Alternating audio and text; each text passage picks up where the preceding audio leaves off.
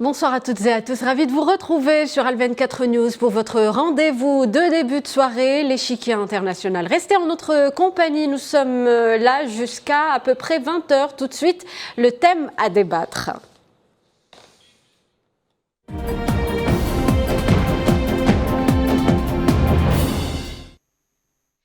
Comment l'Algérie est devenue incontournable, c'est le titre qu'a choisi cette semaine le prestigieux et influent magazine américain bimestriel Foreign Policy. Il s'agit de l'une des publications les plus consultées par les décideurs à Washington. L'article en question présente l'Algérie comme un pays qui, ces dernières années, a réussi à se redéployer économiquement et diplomatiquement grâce à une politique étrangère qualifiée de plus affirmée. L'Algérie est devenue aussi un partenaire indispensable pour l'Europe en matière d'exportation d'énergie. Pour Foreign Policy, l'Algérie a su tirer profit d'un contexte, une nouvelle ère de rivalité entre grandes puissances, une crise énergétique persistante pour se repositionner. Nous allons tenter de décrypter cet article, les enjeux de ce redéploiement pour un pays comme l'Algérie sur la scène régionale et internationale avec nos invités, Kamal Mansari, journaliste, directeur de publication du Jeune Indépendant. Bonsoir. Bonsoir.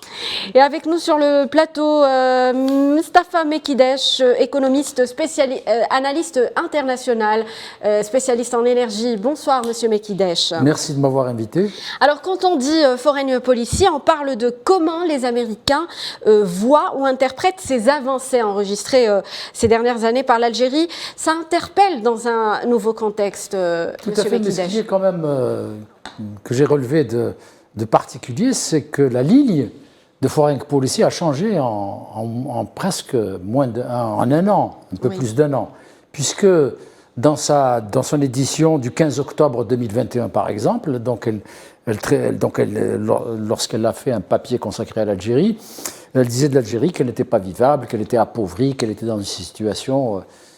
Et ça, il fallait quand même le relever. Puis ensuite, moins d'un an après, elle commence à changer son regard qu'elle porte sur l'Algérie, compte tenu des changements d'ailleurs qu'il y a en Algérie, puisqu'elle indique que l'Algérie déjà est une force diplomatique et énergétique. Oui. Et son dernier papier, il y a quelques jours, qui indique que l'Algérie est incontournable. Donc, incontournable, et avec un papier très sérieux, extrêmement documenté, avec des faits précis, et une journaliste de talent de cette prestigieuse édition américaine qui le dit. Voilà. Alors on va justement poser également la question. Par contre, je n'étais pas d'accord avec leurs conclusions. Kamel, on va y revenir. On va poser la question à Kamal Mansari. Est-ce que cela représente pour les Américains ce redéploiement de l'Algérie? Kamal Mansari, c'est un fait à surveiller donc de près pour les Américains? Surveillé par les Américains. Il faudrait rappeler que Foreign Policy est presque un think tank. C'est un rassemblé de grands analystes, de grands penseurs.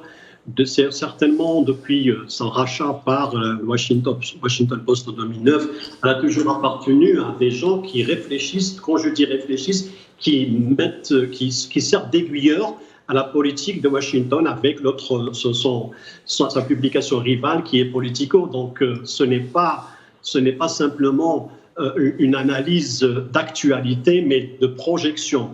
Quand on revient à ce qu'a publié, énuméré la journaliste ou l'analyste en question, elle a parlé de 3 axes fondamentaux qui caractérisent la politique algérienne. D'abord, sur le plan énergétique, certes, l'Algérie est devenue incontournable au vu de la crise actuelle en Ukraine parce qu'il faut trouver des substituts au gaz russe. Il faut aussi garantir l'approvisionnement. Il ne faut pas oublier que même si l'Algérie est un pays gazier exportateur de gaz vers l'Europe, il est quand même le plus sûr par rapport aux États-Unis. Il est aussi rival des États-Unis. Les États-Unis veulent remplacer le marché cédé ou laissé par les Russes à travers l'approvisionnement direct via directement par bateau. En plus, il y a l'autre aspect à laquelle fait référence la publication, c'est ce qu'on appelle, ce qui a été qualifié de l'Algérie qui déploie des ailes sur le plan diplomatique. Ceci signifie quoi? Il signifie que l'Algérie essaye de s'imposer sur le plan diplomatique en profitant de la situation actuelle, Oui. qui est celle de la polarisation. On voit dès que la création de blocs, il y a un bloc qui se présente à l'Algérie, qui est le BRICS. L'Algérie a fait part de son intention de rejoindre les BRICS en novembre dernier. Donc, il y a certes une question de redéploiement par rapport à sa politique étrangère, et bien évidemment qui est basée sur les intérêts. Pourquoi sur les intérêts? D'ailleurs, ça a été cité par la journaliste qui reproche en quelque sorte à l'Algérie de rester fidèle à la Russie, parce que l'ennemi derrière tout ça, c'est la Russie. On dit que bon, c'est un petit peu de titiller l'Algérie sur le fait qu'elle soit partenaire avec la Russie. Et la Chine. Mais le fait de rejoindre l'Algérie qui essaye de rejoindre le BRICS, pourquoi? Parce qu'aujourd'hui, ce sont les intérêts nationaux qui priment et non pas les alliances politiques ou idéologiques comme c'était dans le temps. Certes, l'Algérie est partenaire de la Russie comme elle est partenaire avec les États-Unis ou la France ou les autres pays, mais la principale préoccupation ou bien orientation algérienne, c'est celle des intérêts nationaux.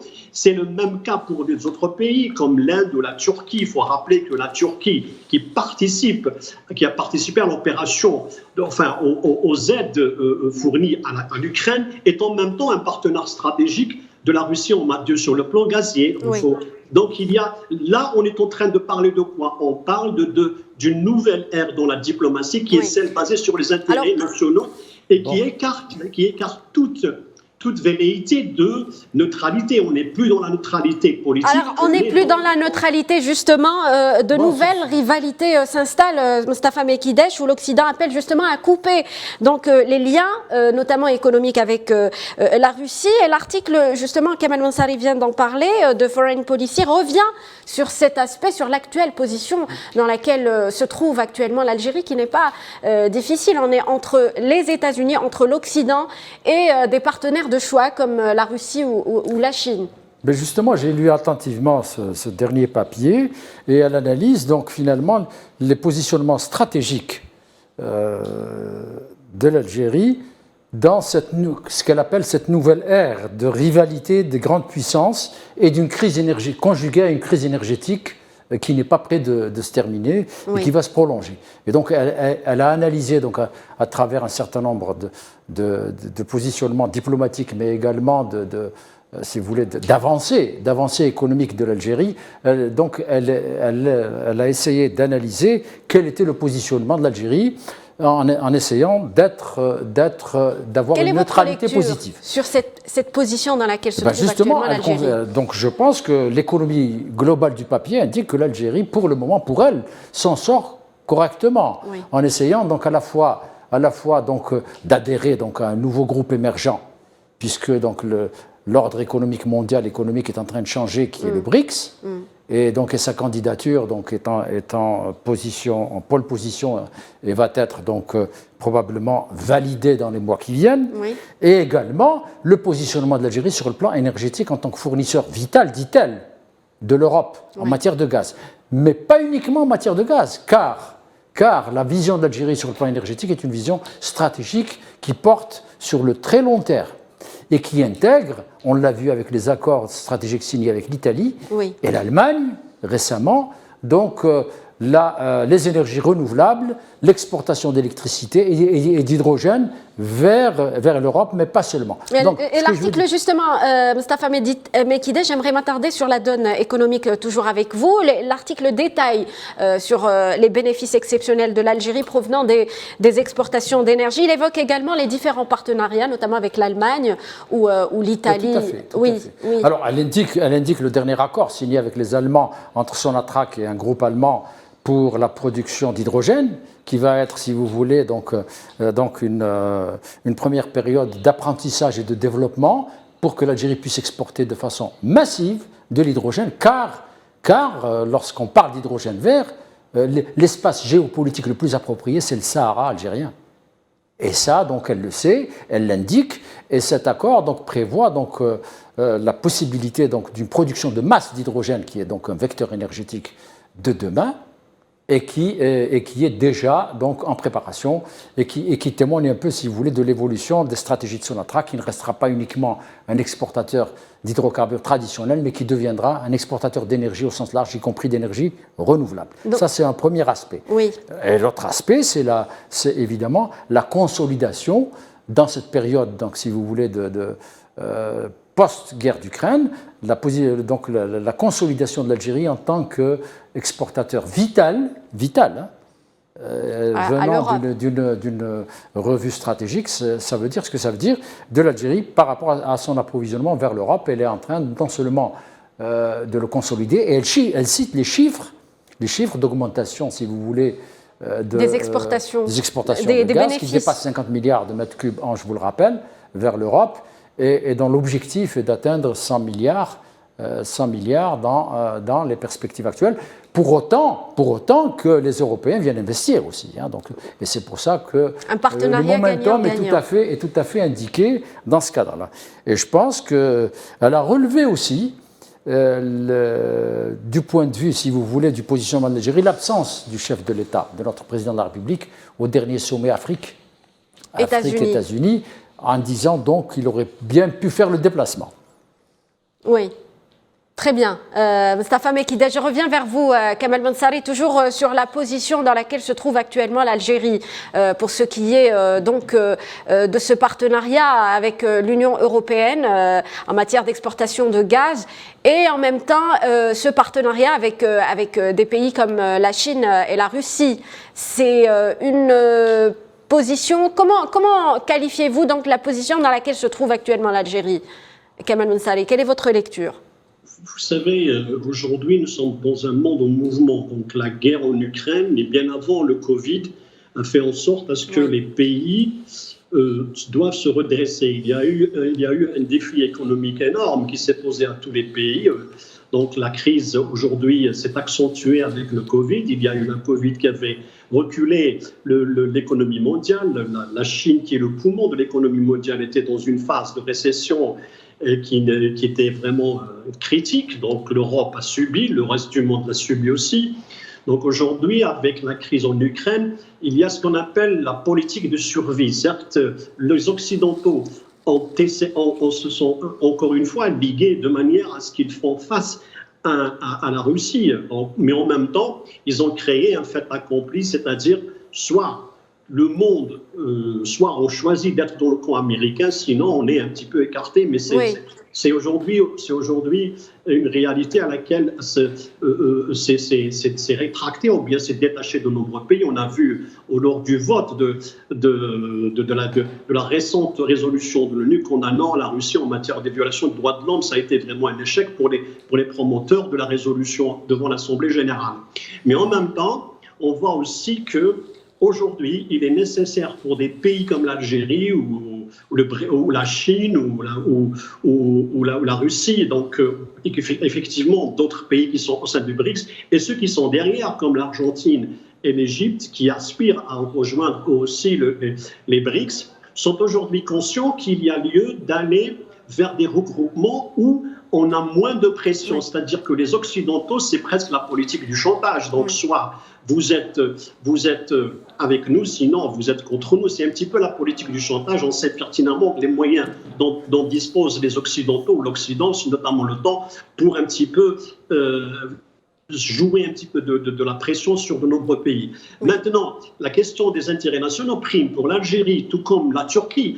Même si la Turquie n'est pas d'accord avec, elle est membre de l'OTAN et en même temps elle est contre l'opération russe en Ukraine, elle a quand même des liens stratégiques avec la Russie. La Turquie et la Russie s'apprêtent à construire un terminal gazier d'un des plus importants en Europe. Donc, qui va être construit, on a des études de commencer, le projet va être lancé. En dépit de cette réalité, en dépit du fait que la Turquie est contre l'opération russe, elle défend ses intérêts nationaux et elle refuse d'aller très loin dans les sanctions contre la Russie parce qu'elle doit préserver ses intérêts. Il en est de même pour l'Inde. L'Inde, elle a un problème énorme elle a de grands problèmes avec la Chine, un problème frontalier. Il y a eu des accrochages militaires et des guerres avec la Chine, mais quand même, ça reste un partenaire stratégique avec la Chine. L'Inde est contre l'opération, ils ont voté contre l'opération russe, mais toujours est-il que ça reste un des partenaires et des clients importants de la Russie en matière des énergies, notamment les hydrocarbures. Donc on peut défendre ses intérêts nationaux tout en étant dans un bloc comme celui des BRICS, et c'est ce que justement l'Algérie cherche à avoir, à acquérir en cherchant donc à rejoindre les BRICS. L'article le souligne, le soulève d'ailleurs. L'Algérie souhaite, en cherchant à rejoindre les BRICS, à définir plus facilement sa propre politique étrangère. Mostafa Mekidesh. Oui, tout à fait. Je pense que disons, idéologiquement, et j'allais dire, donc de ce point de vue-là, les BRICS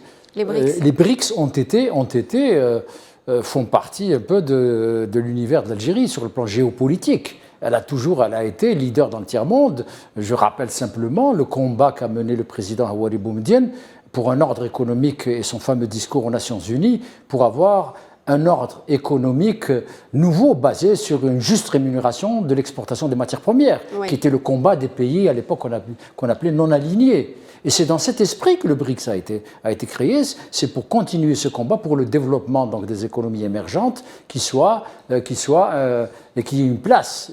Pour non plus laisser des continents entiers comme l'Afrique exporter leurs matières premières, mal rémunérés la plupart des cas, et en laissant donc des pollutions derrière eux. C'est ça la réalité des choses. Et de ce point de vue-là, moi je disais que je n'étais pas d'accord avec la conclusion à laquelle est arrivé l'auteur de cet excellent article par ailleurs, c'est le fait qu'elle dise à quand ce boom diplomatique et politique va-t-il durer ? Moi je lui dis donc il va durer. Pourquoi il va durer ? Pour deux raisons. 3 raisons. Une première raison, c'est qu'il est assis sur le plan économique sur des ressources exploitables et sur pour de très longues années. Donc qui permettent, si vous voulez, à la fois donc d'avoir les ressources qui sont basées sur l'exploitation et l'ouverture de l'investissement, y compris donc aux entreprises de son pays, des États-Unis d'Amérique, qui participent, si vous voulez, au développement des capacités d'exportation, de production et d'exportation de gaz naturel, conventionnel et non conventionnel. Je rappelle simplement que l'Algérie n'a jamais mis cet atout sur la table, de dire que nous avons 22 000 milliards, je dis bien 22 000 milliards de mètres cubes de gaz non conventionnel qui sont exploitables et qui peuvent permettre, si vous voulez, d'avoir de l'hydrogène vert, d'avoir de l'électricité qui est moins polluée que celle des autres sources d'énergie, et tout ça sur le très long terme. Ça, c'est le premier élément. Le deuxième élément, c'est le positionnement de l'Algérie en matière d'énergie renouvelable.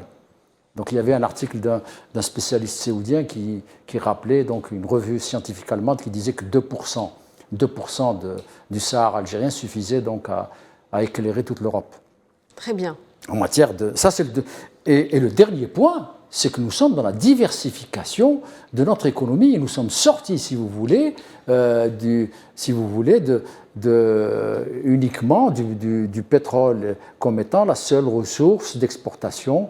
Et nous avons donc une remontée significative ces dernières années des exportations hors hydrocarbures qui vont encore se développer avec donc, la politique de substitution aux importations d'une part et au développement de nos exportations vers l'Afrique. Et tout ça fait que la date dont elle parle, jusqu'à quand, c'est que ça va encore...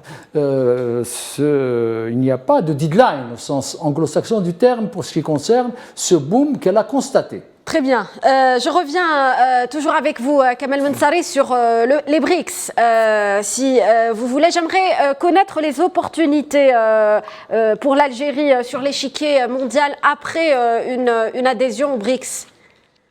Avant de parler de BRICS, dans le papier de l'analyste américaine, la journaliste, elle a parlé de quelque chose qui est un petit peu significatif. C'est le fait que l'Algérie, certes, elle n'a pas adhéré aux BRICS, mais elle a adhéré à l'initiative de la route et la soie.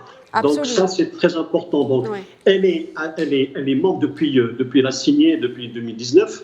Donc, cette liaison ou bien cette alliance avec la Chine à travers la route de la ceinture et la soie, donc il y a une volonté réelle de l'Algérie de rester dans cette ambition de développement, parce que la Chine et l'Algérie ont renoué leur partenariat stratégique récemment.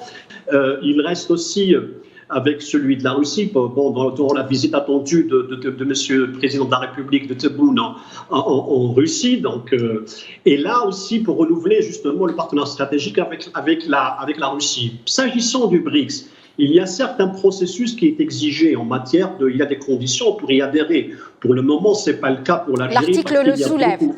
Oui, ce n'est pas encore le cas parce qu'il y a beaucoup de conditions qui doivent être réunies. On parle, même d'ailleurs le président Tebboune en a parlé, probablement d'ici 2030, ça sera une adhésion effective et réelle et définitive parce qu'il y a beaucoup de conditions économiques en matière d'échange, en matière de droit, de législation. Donc tous ces pays-là sont déjà, comme l'Afrique du Sud où la Russie et l'Inde et le Brésil étaient déjà prêts. Forcément, bien évidemment, donc l'adhésion, elle n'est pas faite sur le plan économique, mais c'est pour affirmer une position diplomatique. Oui. C'est ce qui est souligné. Ce que dit l'article, il dit que l'Algérie a trouvé la parade. Elle ne s'isole pas dans ses choix, mais elle s'engage avec des pays avec lesquels elle a des intérêts communs forts, comme la Russie et la Chine. On reproche certes, parce que l'article vise principalement la relation algéro-russe, lorsqu'elle a évoqué le contrat de 7 milliards de dollars conclu en 2021. Oui. Ça reste toujours, qui n'a pas été confirmé officiellement, on n'en sait rien. Toujours est-il pour justement un petit peu gêner l'Algérie dans cette démarche-là et lui dire ce rapprochement n'est pas souhaité par les États-Unis surtout et que, bien évidemment, puisque la foreign policy est très influente à Washington, c'est ce message-là qu'elle lance aux décideurs américains, notamment après, elle rappelle justement la lettre signée par les 27 sénateurs américains contre l'Algérie en matière de relations algéro-russes sur le domaine de l'armement. Donc l'Algérie, elle a trouvé, mais elle reconnaît que l'Algérie a trouvé la parade en s'engageant vers des pays émergents dont son économie ressemble au sien.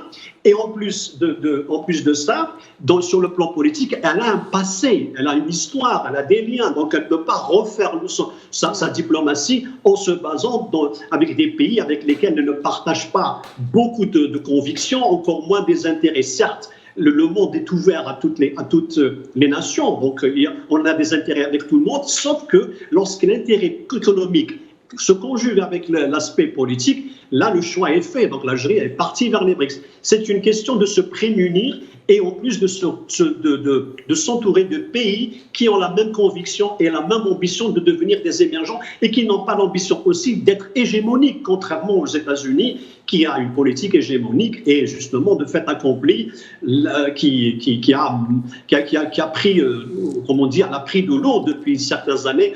Aujourd'hui, certes, la réalité est telle qu'il y a deux blocs qui se sont créés et l'Algérie a choisi son camp et ce n'est pas contre tel ou tel, mais par rapport à ses intérêts primordiaux qui sont d'ordre économique et qu'elle ne peut pas, c'est-à-dire marchander ou bien abandonner juste pour une histoire ou bien pour la guerre de l'Ukraine. Très bien. Donc, c'est pas possible. Pour conclure, Mostafa Mekidesh, donc le contexte est clair. On est donc face à une politique étrangère de l'Algérie avec des principes, Kamal Moussari vient d'en parler, le multilatéralisme et non-alignement. Tout à fait, mais aussi beaucoup de pragmatisme et de recherche, de défense, si vous voulez, de l'intérêt national en matière économique. Mais ceci dit, ce n'est pas uniquement avec la Russie et la Chine que les échanges vont devoir se développer dans l'avenir. Je pense, moi, au Brésil. Oui, aussi. Il faut savoir que le Brésil a une compagnie pétrolière qui est l'une des meilleures au monde en matière de forage offshore, en matière d'hydrocarbures. Ce qui fait qu'il y a beaucoup de possibilités d'échanges avec des histoires économiques entre le Brésil et l'Algérie qui datent depuis les industries industrialisantes de l'Algérie des années de Boumedienne où donc l'Amérique latine a développé donc des politiques, si vous voulez, de substitution aux importations et qui ont réussi à la longue, donc avec les dernières ouvertures. Et donc il y a beaucoup de proximité avec les autres pays. Ça, c'est un premier point. Le deuxième point, c'est que brièvement, donc on ne peut pas. Oui, très brièvement. Donc on est arrivé pratiquement à la fin de l'émission. Donc, ce qu'on peut dire, c'est qu'en tout cas, pour revenir au papier, donc il est intéressant. Oui. Il marque, si vous voulez, donc des éléments d'analyse qui sont extrêmement objectifs. Et il reste que donc affaire à suivre. Merci Mostafa Mekidesh pour cet éclairage. Merci également à Kamal Mansari pour sa contribution dans cette émission. Merci à vous, chers téléspectateurs, de nous avoir suivis. Restez sur Al 24 News. Très bonne soirée.